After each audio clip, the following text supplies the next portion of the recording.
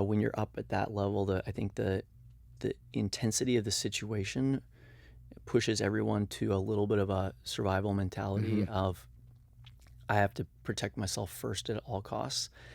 And whether that's your ability to get to the mountain, a minute before the next person, or anything else, that's why you do see a lot of what seems like inhumane behavior up there, where people become very apparently selfish on the mountain. That's a whole nother thing that we should probably talk about. Yeah. But keep going. I was curious because there's on that note, that's this David Sharp controversy, and I guess he was freezing to death, or maybe he was just dying of exposure, altitude, whatever, and like 40 people, literally 40 people passed him, and then he ended up dying, and people were like, whoa, what are we doing here? This guy died, easily could have been helped by dozens of people and wasn't.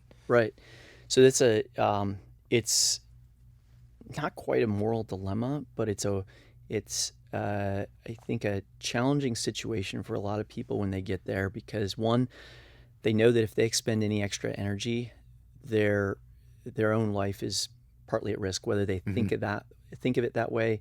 It's just instinctual. Two, they've put a lot of work into getting there and money, and so they're just pure selfishness. They're like, this guy, if he shouldn't have been there, that's his fault. And so you see what appears to be incredibly distasteful human behavior up there. And I think the only way you don't act in that manner is if you've made a decision ahead of time about how you're going to act when someone is in need around you. And then the other complicating factor is those psychological studies we've seen where if there's a group, there's a dilution of your feeling of responsibility. Yeah, like the bystander effect. The bystander effect. You see that in New York City all the time. Someone passed it on the sidewalk and people are stepping over them. And it's like, somebody else is going to help that. Yeah. I don't need to do it.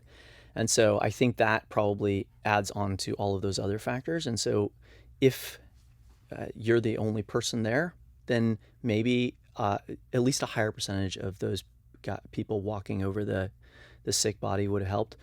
You put them already in their oxygen-addled brain state. The fact that a lot of them have sunk their entire life savings into being there, and they don't want this guy's life to get in the way of their summit. Oh man! So it's I think that you have to decide ahead of time, and the only way to react in the ethical way is to decide ahead of time. Like before you get to the mountain, and throughout your life, it has to be a practice. Like that famous quotation: "You don't rise to the level of expectations; you fall to the level of your training, or you fall to the level of the values that you've lived the rest of your life." Those values have to be at the core of your identity. Otherwise, in that extreme of a situation, you're going to be like all those other people. So a lot of people look at those pictures and think, oh my God, how could all these people walk by? And those are those same people. Like if they were on the mountain, they would be that person, I think.